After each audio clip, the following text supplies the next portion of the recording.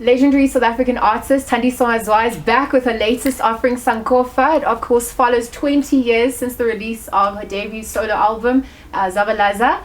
We are in a studio in Johannesburg. We're just here to chat about the journey to date and her latest offering, Thandiswa. King Ta, thank you for having us. Thank you for sharing your story. Thank you for showing us your life as an original art piece, for connecting, for healing. How are you feeling at this point? Tired. I mean, this has been like a 2-year project. The first sessions I had were the sessions that were in New York with Michelle Ndengechelo, and that was, I think it was end of May of 2022. So it's been a 2-year odyssey, and I've finally arrived at, like, you know, the album is finished and I'm ready for people to hear it, you know. And it's the year of Sankofa, because that's what you've dubbed it. Yes, this is the year of Sankofa. It's the year for me, and I hope, you know, other people can join me in the journey. It's the year of reclamation, of taking back, you know, your sense of self, taking back your joy. We were talking earlier off camera about how joyful you are, whether you're happy, whether you're not, you know, and just also taking back your history, your culture, your language, your but really just your exuberance for life, I think. And for me, it's really been about owning my place in this world. And so it's really exciting that it's happening also as I celebrate 20 years of my debut solo album. So it's all coming together quite amazingly. Perhaps you could talk to us about the play on the word Sankofa, the origins of it, what it means for you, and the message you're trying to translate through it. Well, the word Sankofa is a word in Twi, which is one of the languages in Ghana, and they also have kind of icons that represent these ideas. So Sankofa is an idea that you should always look back and collect what's been left behind. So that could be history, that could be whatever it is that you feel you need to reclaim, you know. And as a kid, you know, I was born in 1976. And so when I was growing up, Ghana was kind of one of those places I've always wanted to go to. You know, it was the first African country to get its independence.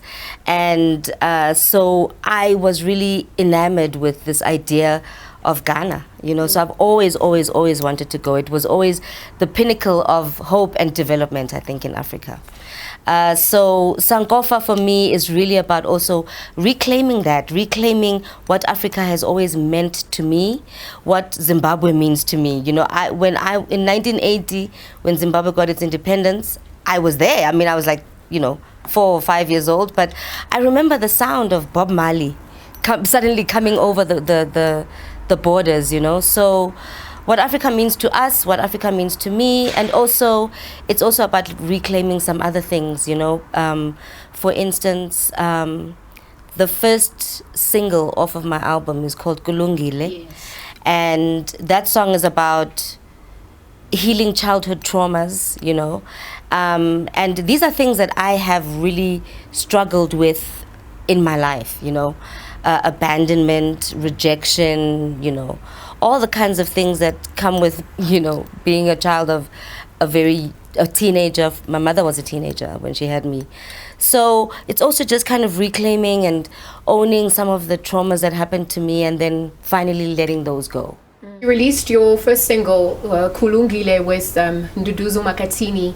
And it really also speaks to trauma, healing, reconnecting, going back to understand, you know, and some of the unfinished business.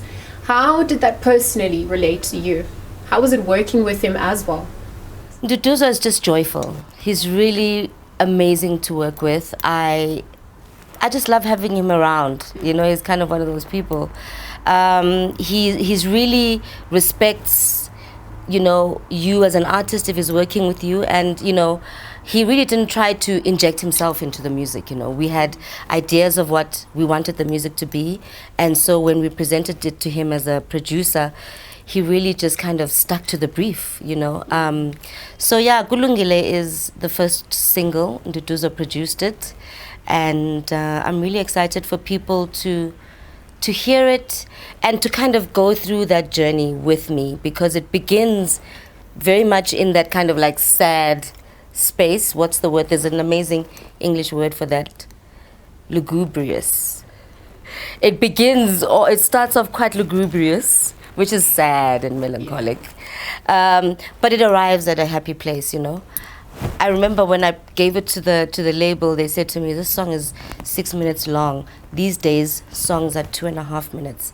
Can you edit it to 2.5 minutes? And I said, no. People have to learn to listen to music.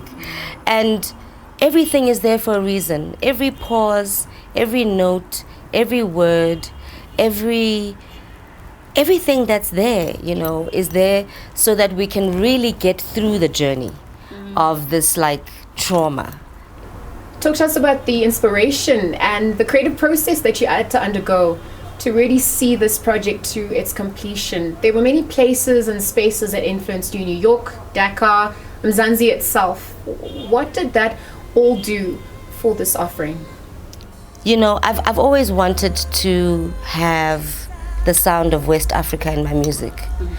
And then with New York, I really always wanted to work with Michelle Ndengetelo.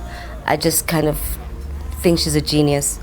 And so once those pieces came together, really, I realized that what was happening was that there was a kind of conversation between like an archive which I had from the International Library of African Music that sits at Rhodes University.